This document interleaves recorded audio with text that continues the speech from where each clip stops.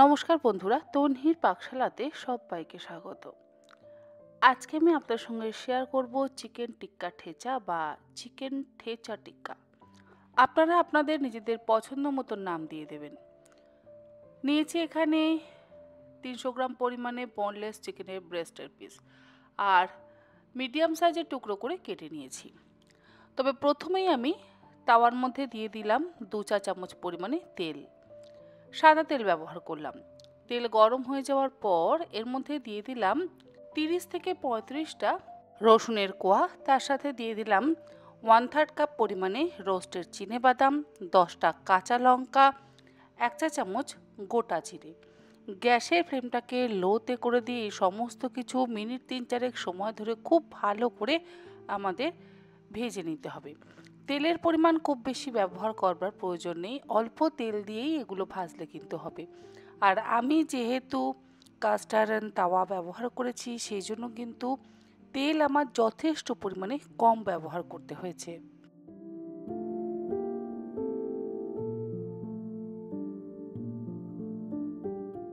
সমস্ত কিছু ভালো করে ভাজা হয়ে যাওয়ার পর এর মধ্যে দিয়ে দিলাম 2 মুঠো ফ্রেশ ধনেপাতা।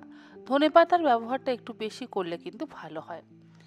ধনেপাতাটা দিয়ে আবারও একসাথে লো ফ্লেমে ভাজা ভাজা করে নেব।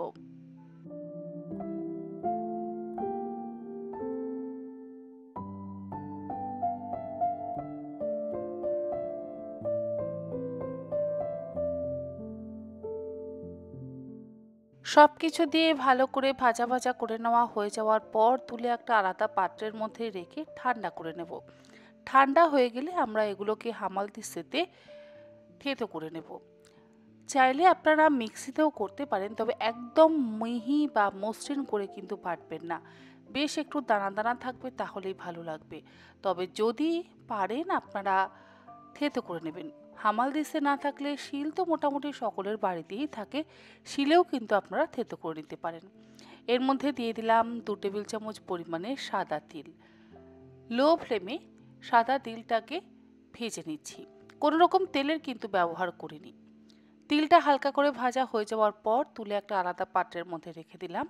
তারপরে এর মধ্যে আরও 2 চা চামচ পরিমাণে তেল দিয়ে দিলাম। তেলটা ভালো করে গরম করে নেওয়ার পর বোনলেস চিকেনের টুকরোগুলোকে দিয়ে গ্যাসের ফ্লেমটাকে লোতে করে দিয়ে মিনিট 3-4 সময় ধরে খুব ভালো করে ভেজে নেব।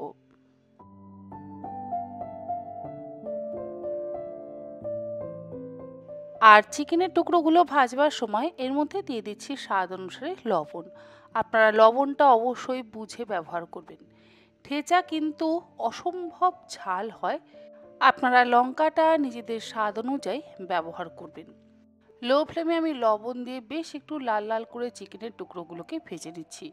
আপনারা চাইলে ঢাকা দিয়ে ধীরে ধীরে ভাজতে পারেন, তবে আমি যেহেতু চিকেনটা ছোট টুকরো করে কেটে নিয়েছি, সেই জন্য আর ঢাকা দিয়ে কিন্তু ভাজছি না।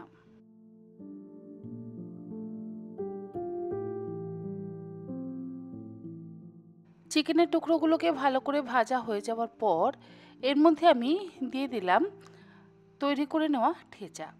ঠেচাটা আমি হামাল দিস্তাতে থেতো করেছি, সেটা আর আমি দেখাইনি। অর্ধেকটা পরিমাণের ঠেচা আমি এখানে ব্যবহার করেছি। যতটা পরিমাণ আমি রসুন, শিংদানা বা রোস্টেড চিনেবাদাম, কাঁচা লঙ্কা আর ধনেপাতা আমি ফ্রাই করেছি, সবটা আমি কিন্তু এর মধ্যে ব্যবহার করলাম না। সবটা ব্যবহার করলে ঠেচাটা একটু বেশি হয়ে যাবে। যে পরিমাণ আমি চিকেন নিয়েছি তাতে আমার সবটা ঠেচা ব্যবহার করবার প্রয়োজন নেই। ঠেচাটা দিয়ে বেশ ভালো করে একটু নেড়েচেড়ে নেওয়ার পর এর মধ্যে দিয়ে দিলাম 1/3 কাপ পরিমাণে ফেটিয়ে রাখা টক দই। টক দইটা কিন্তু অবশ্যই ব্যবহার করবেন। টক দইটা দিয়ে লো ফ্লেমে ভালো করে একবার মিশিয়ে নিলেই আমাদের চিকেন ঠেচা টিক্কা বা চিকেন টিক্কা ঠেচা কিন্তু একদম তৈরি। স্টার্টার হিসেবে আপনারা অবশ্যই এই রেসিপিটা বাড়িতে ট্রাই করে দেখতে পারেন। সামনেই তো ভাইফোঁটা আসছে, আর ভাইফোঁটার দিন রাত্রের ডিনারে আপনারা স্টার্টার হিসেবে এটা বানাতে পারেন। একবার বানিয়ে দেখবেন, আশা করি আপনাদের সকলেরই ভালো লাগবে। আজকের মতন এই পর্যন্ত। রেসিপিটা আশা করি আপনাদের ভালো লাগলো। আপনারা কিন্তু বাড়িতে বানিয়ে আমাকে অবশ্যই জানাতে একেবারে ভুলবেন না। আজ তাহলে আসি, আবার হাজির হয়ে যাব এই ধরনের নতুন কোনো রেসিপি নিয়ে। আপনারা সকলে ভালো থাকবেন, সুস্থ থাকবেন। ধন্যবাদ।